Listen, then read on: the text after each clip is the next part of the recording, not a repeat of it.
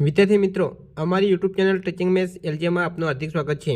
મિત્રો, આજે તારીખ 23 જાન્યુઆરી 2025ના રોજ પાટણ જિલ્લા શાળા પરીક્ષા સમિતિ દ્વારા દ્વિતીય વાર્ષિક પરીક્ષા 2025માં ધોરણ 12માં વિષય તત્વજ્ઞાનનું પેપર આજે લેવાયેલ છે। તેનું આજે આપણે સંપૂર્ણ સોલ્યુશન કરીશું।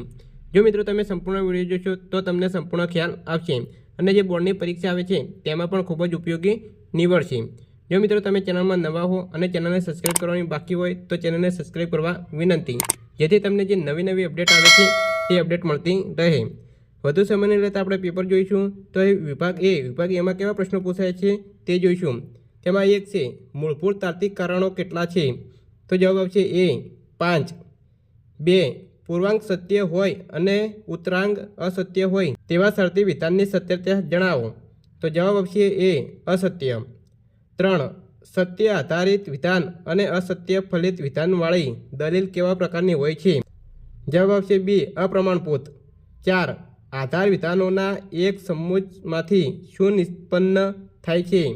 તો જવાબ આવશે B ફલિત વિધાન। 5 OMJનો નિયમ કયા નામથી ઓળખાય છે? જવાબ આવશે C સમુચ્ચય।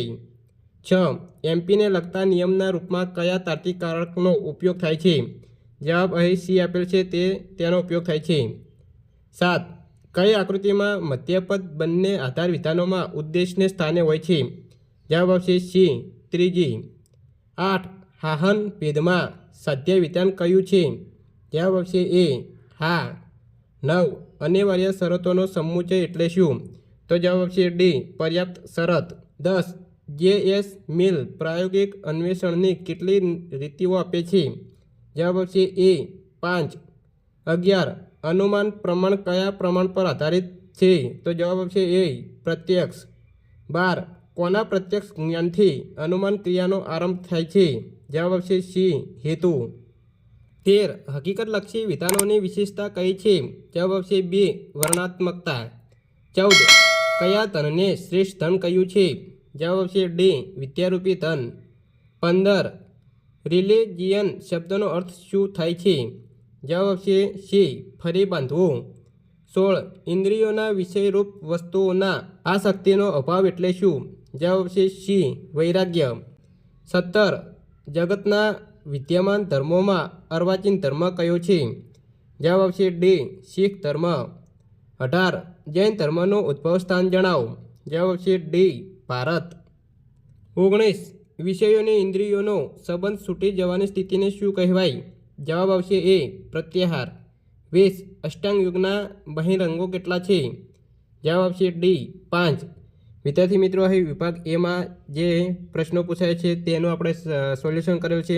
હવે વિભાગ બીમાં કેવા પ્રશ્નો પૂછાય છે તે જોઈશું। તો અહીં વિભાગ બીમાં એક ગુણના પ્રશ્નો પૂછાય છે તે જોઈશું। તો અહીં 21મો પ્રશ્ન પૂછાયો છે કે તમે પ્રમાણિક છો, આ વિધાનની પ્રાપ્તિ રજૂઆત લખો। તો જવાબ આવશે B। 22 દલીલના પ્રામાણ્યનો નિર્ણય શેના પર આધારિત છે? તો જવાબ આવશે રૂપ પર। 23 HSના નિયમનો રૂપ લખો। તો જવાબ આવશે PQ QR અને PR પ્રકરણ 3માંથી પૂછાયેલ છે। 24 માન્ય રૂપવાળા સંવિધાનમાં આધાર વિધાનનો ક્રમ જણાવો। તો જવાબ આવશે પ્રથમ સાધ્ય વિધાન અને બીજું પક્ષ વિધાન। 25 JL મિલ સાદી ગણાત્મક વ્યાપીને શું કહે છે? જવાબ આવશે મનની ઢીલી આદત। 26 ન્યાયદર્શનના પ્રતિપાદકોને શું કહેવાય છે? જવાબ આવશે નૈયાયિકો। 27 કોઈપણ બે શારીરિક મૂલ્યના ઉદાહરણ આપો। જવાબ આવશે ખોરાક અને પાણી। 28 માનવ ધર્મ પુસ્તકના રચયિતા કોણ છે? જવાબ આવશે રવિન્દ્રનાથ ટાગોર। 29 સુવર્ણ નિયમ કોણે આપેલો છે? જવાબ આવશે SG ચેમ્પિયન। 30 આંતરરાષ્ટ્રીય યોગ દિવસ ક્યારે ઉજવવામાં આવે છે? જવાબ આવશે 21 જૂન।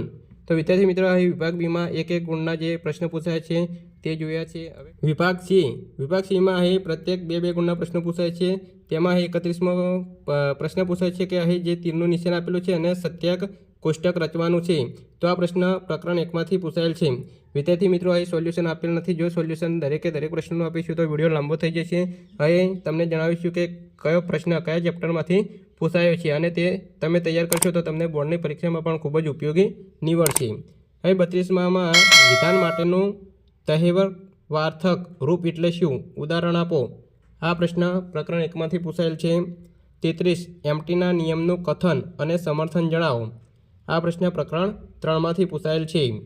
34 નીચેની દલીલ પ્રમાણભૂત બને એ રીતે ખાલી જગ્યા પૂરો અને દલીલ માટેના જે પ્રમાણભૂત રૂપના સ્થાપિત નિદર્શન હોય તે રૂપ લખો. તો વિદ્યાર્થી મિત્રો આ પ્રશ્ન પ્રકરણ 3માંથી પૂછાયેલ છે. 35 માન્ય રૂપવાળા સંવિધાનની 2 લાક્ષણિકતાઓ જણાવો. આ પ્રશ્ન પ્રકરણ 4માંથી પૂછાયેલ છે. 37 નીચેના વિધાનની આકૃતિ અને ભેદ જણાવો. તો વિદ્યાર્થી મિત્રો આ પ્રશ્ન પ્રકરણ 4માંથી પૂછાયેલ છે. 37 વ્યાપ્તિકરણના તાત્વિક આધારો કેટલા છે? કયા કયા? આ પ્રશ્ન પ્રકરણ 5માંથી પૂછાયેલ છે. તો વિદ્યાર્થી મિત્રો અહીં જે પ્રકરણમાંથી પ્રશ્ન પૂછાયેલ છે તે પ્રકરણ અહીં લખેલ છે, તે તમે તેમાંથી જોઈ અને તેનું સોલ્યુશન કરી શકો છો. ભારતીય દર્શનો કેટલા છે? કયા કયા? તો આ પ્રશ્ન પ્રકરણ 5માંથી પૂછાયેલ છે. 39 સામાજિક મૂલ્યના ઉદાહરણ આપો. આ પ્રશ્ન પ્રકરણ 7માંથી પૂછાયેલ છે. 40 અનુતાપક મૂલ્યનું લક્ષણ અને ઉદાહરણ આપો. આ પ્રશ્ન પ્રકરણ 7માંથી પૂછાયેલ છે. 41 ધાર્મિક જીવન દ્વારા માનવીના કેવા ગુણો પ્રગટે છે? આ વિધાન પ્રકરણ 8માંથી પૂછાયેલ છે. 42 વિનોબાજીએ આપેલા ધર્મ અને વિજ્ઞાન અંગેના સમીકરણો લખો. આ પ્રશ્ન પ્રકરણ 8માંથી પૂછાયેલ છે. 43 ભારતમાં ઉદ્ભવતા પામેલ ધર્મો કેટલા છે? કયા કયા? આ પ્રશ્ન પ્રકરણ 9માંથી પૂછાયેલ છે. 44 અષ્ટાંગ યોગના 8 અંગો કયા કયા છે? આ પ્રશ્ન પ્રકરણ 10માંથી પૂછાયેલ છે. તો વિદ્યાર્થી મિત્રો અહીં વિભાગ C છે તે પૂરો થાય છે. અહીં વિભાગ D જોઈશું. તો વિભાગ Dમાં કેવા પ્રશ્નો પૂછાયા છે? તો અહીં વિભાગ D જે પ્રત્યેક 3 ગુણમાં પ્રશ્ન પૂછાય છે. તો વિદ્યાર્થી મિત્રો અહીં બોર્ડની પરીક્ષામાં પણ તમને ખૂબ જ ઉપયોગી નીવડશે. તો એ 45માં પ્રશ્ન પૂછાય છે કે સત્ય કોષ્ટકની રીતનો ઉપયોગ કરી નીચેના વિધાનો માટેના રૂપનો પ્રકાર નક્કી કરો. તો અહીં PQ VA P and Q આ રીતનો રૂપ આપેલું છે તે પ્રકરણ 1માંથી પૂછાયેલ છે. 46 સત્યકા કોષ્ટકની પ્રત્યક્ષ રીતનો ઉપયોગ કરી નીચેની દલીલનું પ્રામાણ્ય નક્કી કરો. તો જે આપેલ છે તે પ્રકરણ 2માંથી પૂછાયેલ છે. તો વિદ્યાર્થી મિત્રો જે પ્રકરણ લખેલા છે તેમાંથી તમારે આ પ્રશ્નો તૈયાર કરવાના રહેશે, જે બોર્ડની પરીક્ષામાં પણ ખૂબ જ ઉપયોગી નીવડશે. અહીં 47માં આપેલું છે કે નીચેની રૂપલક્ષી સાબિતીઓમાં ખાલી જગ્યા પૂરો. તો એ આ પ્રકરણ 3માંથી પૂછાયેલ છે, જે તમે પ્રકરણ 3માંથી જોઈ અને ખાલી જગ્યા પૂરી શકો છો. તે જ રીતે અહીં પ્રશ્ન નંબર 48 છે. પ્રશ્ન નંબર 48 અહીં નીચેની દલીલ પ્રમાણભૂત છે એમ રૂપલક્ષી સાબિત રચીને સિદ્ધ કરવાની છે. પ્રકરણ 3માંથી પૂછાયેલ છે. 49 નીચેના સંવિધાનની આકૃતિ, ભેદ અને પ્રામાણ્યની તપાસ કરો. તો આ પણ પ્રશ્ન પ્રકરણ 4માંથી પૂછાયેલ છે. 50માં જે પૂછાયેલ છે તે પણ પ્રકરણ 4માંથી પૂછાયેલ છે. તો વિદ્યાર્થી મિત્રો તમે પ્રકરણ 4માં પ્રશ્ન જોઈ શકો છો. તેમાંથી અહીં દ્વિતીય પરીક્ષામાં પ્રશ્નો પૂછાયા છે. આગળ જોઈશું તો અહીં 51માં આપેલું છે કે સાદી ગણના મૂલક વ્યક્તિનું લક્ષણ અને ઉદાહરણ આપો. આ પ્રશ્ન પ્રકરણ 5માંથી પૂછાયેલ છે. 52 નીચેના પ્રાતિક રજૂઆતોમાંથી પ્રત્યેક અંગે તે કઈ વ્યાપ્તિ રીતિની છે તે ઓળખાવો. આ પ્રશ્ન પ્રકરણ 5માંથી પૂછાયેલ છે. તો એ વિદ્યાર્થી મિત્રો તમે પ્રકરણ 5માં આ પ્રશ્ન જોઈ શકો છો. તેનો જવાબ તમને પ્રકરણ 5માંથી મળશે. 53માં આપેલ છે કે ધર્મહીન માણસો પશુઓ જેવા છે, તમારા મંતવ્ય જણાવો. આ પ્રશ્ન પ્રકરણ 8માંથી પૂછાયેલ છે. 54 ટૂંક નોટ લખો, પ્રાર્થનાનું મહત્વ. આ પ્રશ્ન પ્રકરણ 8માંથી પૂછાયેલ છે. 55 કોઈપણ 3 ધર્મના નૈતિક સિદ્ધાંત જણાવો. આ પ્રશ્ન પ્રકરણ 9માંથી પૂછાયેલ છે. 56 આચાર યોગ્ય સદગુણો અને ટાળવા યોગ્ય દુર્ગુણો જણાવો. આ પ્રશ્ન પ્રકરણ 9માંથી પૂછાયેલ છે. 57 પ્રાણાયામનો અર્થ આપી પ્રાણાયામની પ્રક્રિયા સમજાવો. આ પ્રશ્ન પ્રકરણ 10માંથી પૂછાયેલ છે. 58 કોઈ 3 યક્ષને સંક્ષેપમાં સમજૂતી આપો. આ પ્રશ્ન પ્રકરણ 10માંથી પૂછાયેલ છે. તો વિદ્યાર્થી મિત્રો અહીં વિભાગ Dમાં કેવા પ્રશ્નો પૂછાય છે તે જોયા, જે 4 ગુણમાં પૂછાય છે. અહીં વિભાગ E જોઈશું. તો અહીં વિભાગ E જે પ્રત્યેક પ્રશ્ન 5 ગુણમાં પૂછાય છે.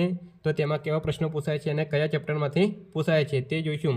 તો 59માં પ્રશ્ન આપેલો છે કે વિનું લક્ષણ અને તાર્કિક વિશ્લેષણ સત્યતા કોષ્ટકની મદદથી સ્પષ્ટ કરો. આ પ્રશ્ન પ્રકરણ 1માંથી પૂછાયેલ છે. 60માં આપેલ છે કે અહીં જે તીર આપેલ છે એનું લક્ષણ અને તાર્કિક વિશ્લેષણ સત્યતા કોષ્ટકની મદદથી સ્પષ્ટ કરવાનું છે. આ પણ પ્રશ્ન પ્રકરણ 1માંથી પૂછાયેલ છે. 61 નીચે આપેલી દલીલની પ્રાથમિક રજૂઆત કરો અને સત્યતા કોષ્ટકની પ્રત્યક્ષ રીતનો ઉપયોગ કરીને તેનું પ્રામાણ્ય નક્કી કરો. તો અહીં જે આપેલ છે તે પ્રકરણ 2માંથી પૂછાયેલ છે. 62 જગતના વિદ્યમાન ધર્મો અને તેમના ધર્મગ્રંથના નામ લખો. આ પ્રશ્ન પ્રકરણ 9માંથી પૂછાયેલ છે. 63 જગતના વિદ્યમાન ધર્મો અને તેમના સ્થાપકોના નામ લખો. આ પ્રશ્ન પ્રકરણ 9માંથી પૂછાયેલ છે. 64 અનુમાનના પ્રકારો ઉદાહરણ આપી સમજાવો. આ પ્રશ્ન પ્રકરણ 6માંથી પૂછાયેલ છે. તો વિદ્યાર્થી મિત્રો, અહીં જે તત્વજ્ઞાનનું પેપર છે તે કેવા પ્રશ્નો પૂછાય છે તે પ્રશ્નો જોઈ લીધા. આ પ્રશ્નો તમે મિત્રો તૈયાર કરશો તો તમને બોર્ડની પરીક્ષામાં પણ ખૂબ જ ઉપયોગી નીવડશે. અને જો મિત્રો વિડીયો સારો લાગ્યો હોય તો લાઇક કરો, શેર કરો અને સબસ્ક્રાઈબ કરો. તથા